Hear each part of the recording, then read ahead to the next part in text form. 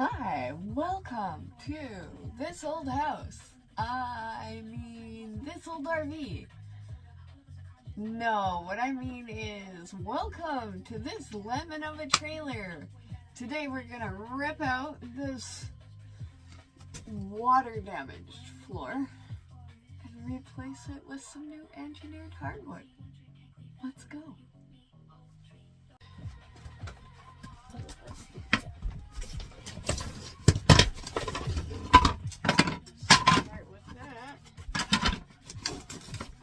There is underlay. I'm extremely surprised that this underlay exists. Wow. Do I even need these tools? No. This wood is so water damaged, I can just pull it out by hand. Oh wait, there's more. It continues. I have for you all kinds of wood. Useless. Rotten wood. At least it comes out pretty easy. I'm getting to the tougher part, but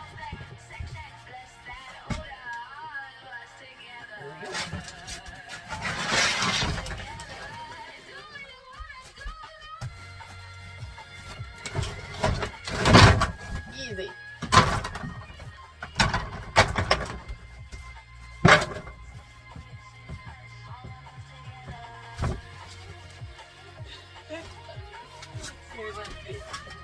So, okay, we continue.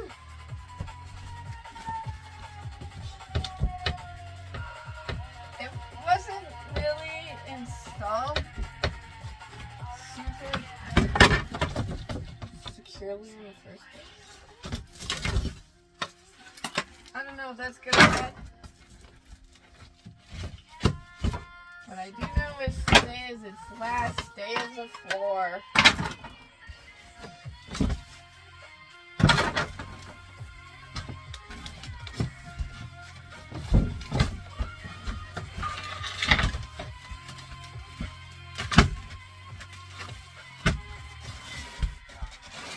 One day only, it's all got to go. And next, I vacuum. Ow!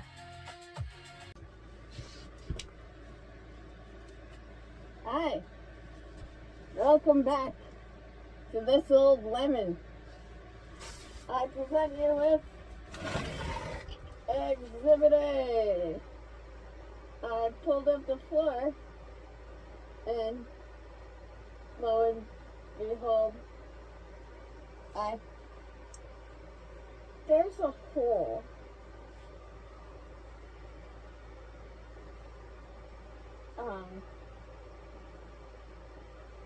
I'm just gonna dry it out and fill it full of dry it, and we're gonna slap some shiplap up there and it'll be just beautiful.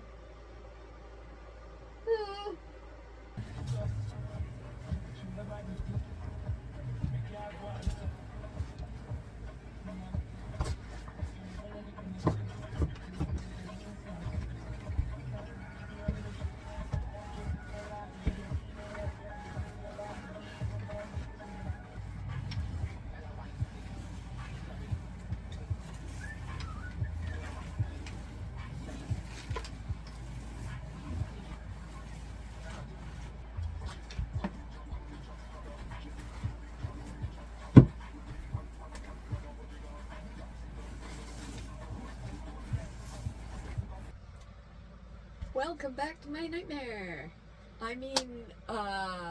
This old lemon of a trailer. This old lemon of an RV. Anywho, as you can see, the floor has been vacuumed. I did a little quick mopping and I've also bleached the heck out of it. Next, we're ready to lay down our underlay. Voila! Now we have this lovely underlay. And If you're curious where I source all my materials from, it's either Facebook Marketplace or the side of the road. Because here at our old lemon of an RV, we don't spend lots of money on our renos. I've laid out some of our hardwood. Today I'm working with a honey birch that cost me $25 for 5 packs. I have no idea how I scored that, but thank heavens I did, because I'm going to use all of it to refloor this lemon of an RV.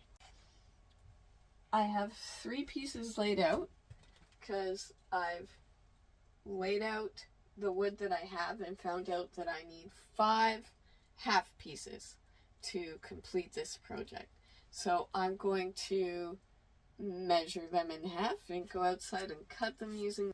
I have my cut half pieces, and right here I have the first couple of pieces stuck together. I'm just going to give it a little tap down that way. Make sure this groove is really nicely and tightly stuck in. Just gonna pull these back a bit. Get that guy in on the groove. You have to put it on at a little bit of an angle. And I'm gonna have a fun spot here where these two connect, because that's where we could get some bowing happening.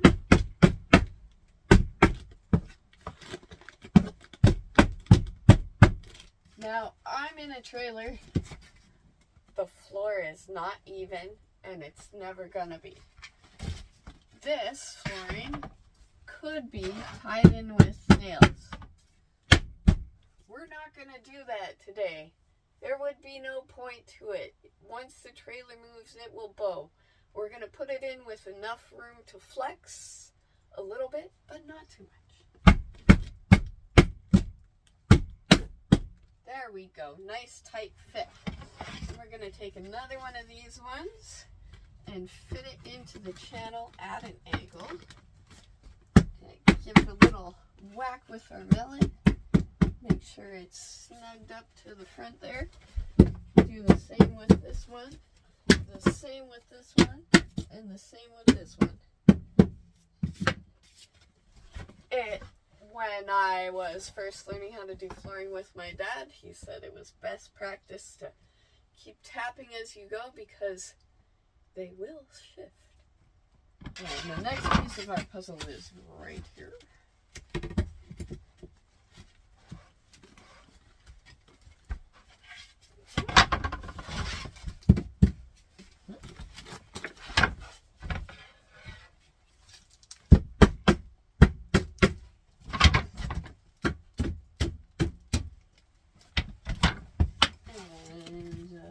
Whole piece. Another whole piece.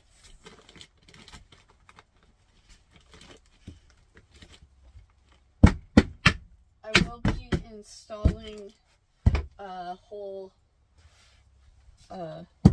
piece of wainscoting along here, so this seal that is now here, that probably should have been there in the first place, should keep us from having any more water damage. Yeah. Okay.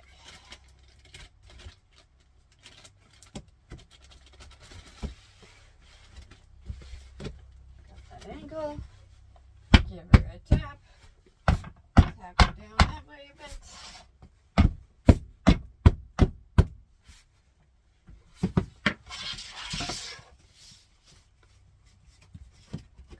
And we're on to our next piece here. Oh, I didn't get my angle enough on that. You really do. Do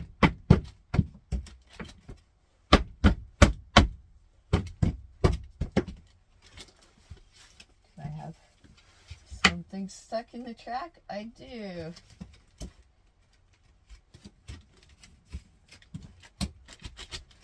There we go.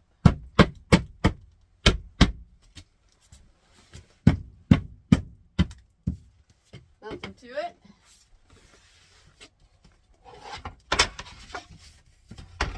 Give ourselves space to use the mallet, which I could have done in the first place. Be kind to yourself. Give yourself space.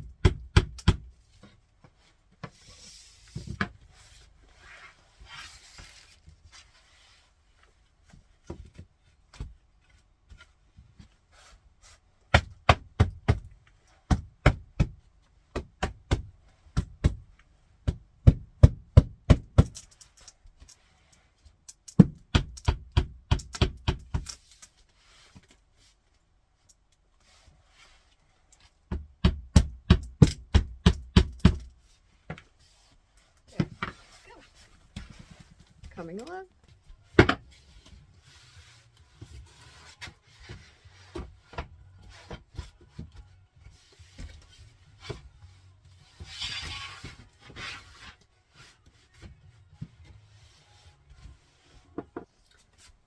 A few moments later. Voila, and that's it, ladies and gentlemen. That's all you have to do to install a hardwood floor. Yes, it's dark out now. Good night.